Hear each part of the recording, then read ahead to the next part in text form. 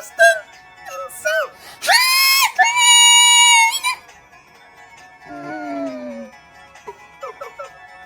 Oopsies. Never mind. So, do you know what we're going to be doing today?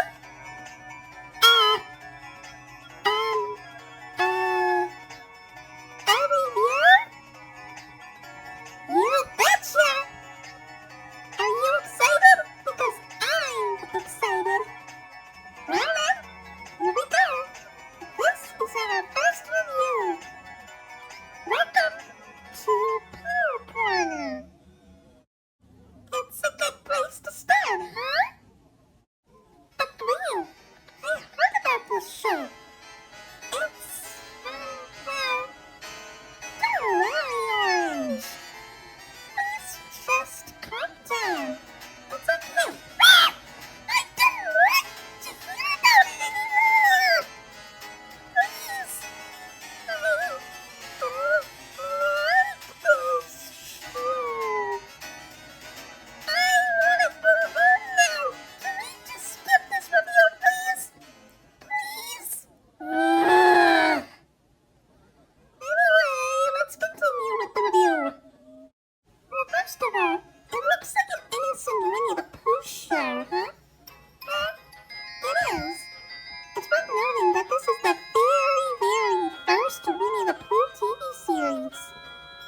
And as you can see, it's live action. Who doesn't love live action?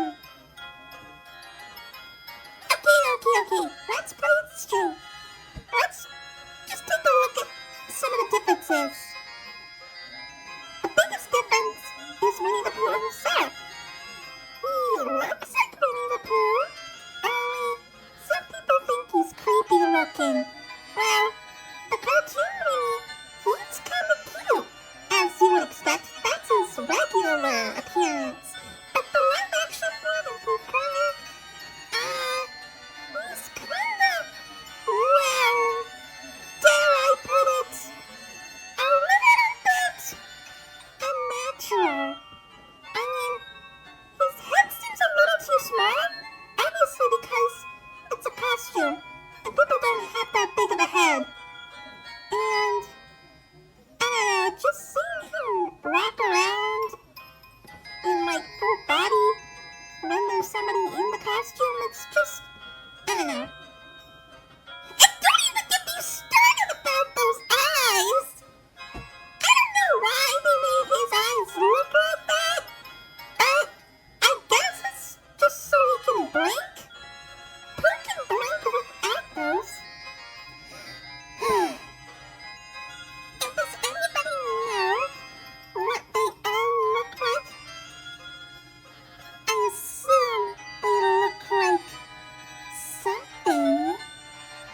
It's probably because of how low budget they are, but they can't really afford to make them look so good. You don't know. Piglet is, well, he looks kind of cute. I'm pretty sure that the person who made these costumes had to make sure that they fit the people, were able to have their heads and their bodies be perfectly fit. But piglets, I wonder how small the person in the piglet costume was. Probably a little person or something? I don't know. But let's look at the differences between this piglet costume and the cartoon piglet. Well, the head's a little bit roundish. Also, this version of Piglet wears a scarf. Well, the Piglet we all know does not wear a scarf. I mean, it is a cute looking scarf. I do like scarves, but, well, I don't know. He does look cute in that scarf, I must say. Now let's look at Tigger. I understand Tigger is known to bounce on his tail, but because this is live action, I'm guessing there was no way they were able to make him bounce on his tail. I mean, a fake tail isn't as strong enough as, say, well, any tiger's tail, I must say. Also, I think that he's a little too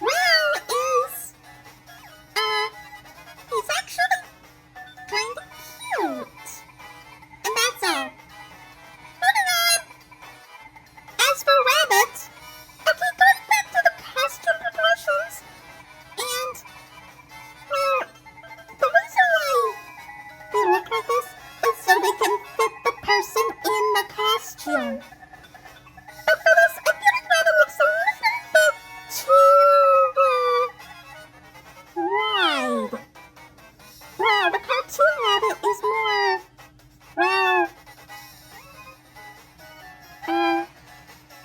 thin, I must say. Also, I wish that rabbit is less cranky than his original cartoon counterpart. Maybe the people who make the show just don't like Rabbit being a jerk. Finally, we have Owl. Owl, well,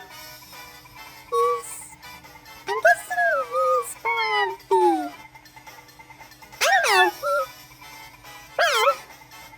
he does have the gag of, or the running gag, I must say, much like Eeyore with the thistles.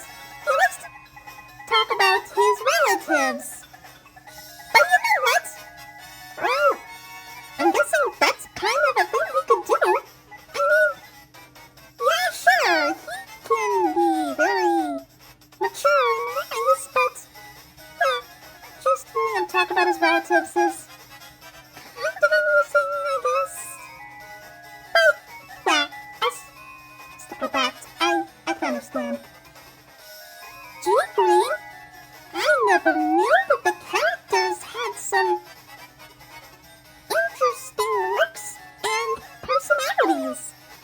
It almost felt like that I missed something from the original stuff.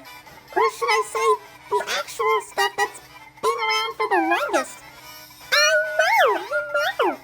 And you, on the other hand, always respected them as creepy. But if you keep on looking at them, they might not seem creepy at all. They're actually kind of cute. And really funny. Yeah, sure, it might be pretty low budget. They probably didn't have enough money. But I see them as just okay. They're supposed to be pure and sweet and adorable.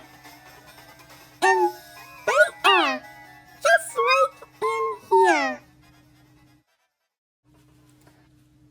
I'm not sure about that, because look at this. PSAs with Pooh? Exactly! PSAs! We need to talk about them. Why are you wearing glasses? Oh! You know what? I don't know. According to this, it seems that they did these PSAs for educational children for schools. They talked about school bus safety and stranger danger. Oh, that's nice. I guess it would have been... What? Scuba safety, etiquette, and stranger danger? Are you telling me that they also entertain children at school? Yeah. Is that a problem? I can't believe that those kids were actually able to pay attention without, worrying. Don't worry about anything. You see, Pooh's Great School Bus Adventure is a 13-minute long PSA that was released, I believe, in 1984. It taught children all about proper school bus etiquette. Well, what the point is that the gang boards the school bus to deliver a prepared school lunch to Christopher Robin, which I believe is the only time he was ever addressed to in the show. Anyway, while on the bus, they talked about what to do and what not to do in terms of school bus safety. This includes not running in front of the bus, not going under the bus, and don't eat or drink on the bus. You know, proper safety, school bus stuff, all that kind of, stuff like that.